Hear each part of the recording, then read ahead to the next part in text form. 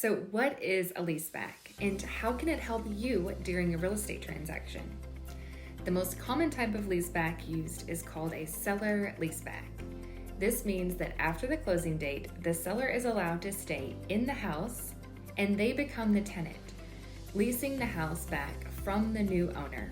Whoever just bought the home becomes the landlord. So there are several negotiable items within the leaseback.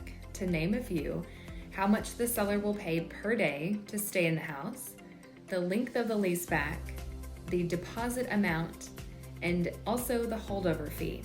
So if the person were to try and stay in the house after the end date, how much would you charge them?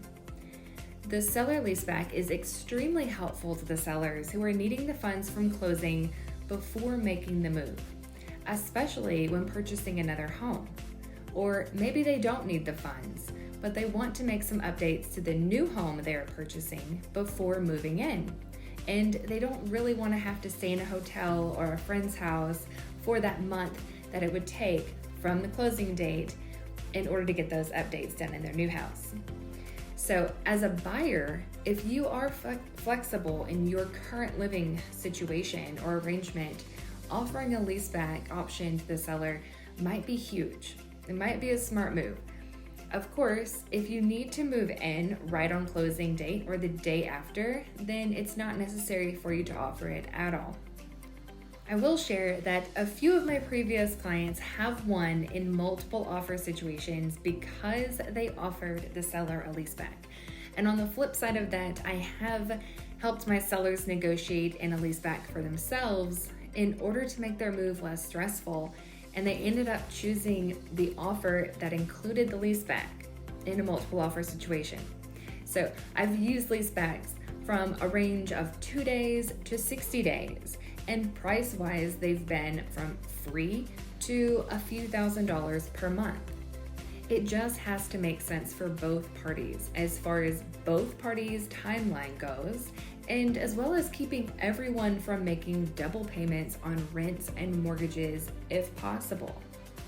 So the less common use is called a buyer's temporary lease.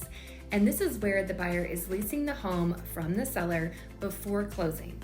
I just had someone telling me today, actually, oddly enough, that they are purchasing a home through the short sale process.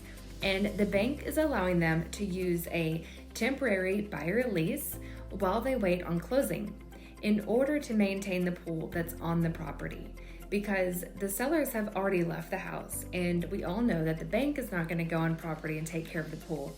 So it works out fantastic for her. So I'm curious, have you personally had any other type of experience with a leaseback? Because if so, please share below. I would love to hear and learn more about them. I feel like they're such a powerful tool. I hope this was helpful. And as always, don't hesitate to reach out with any follow-up questions. Happy Tuesday.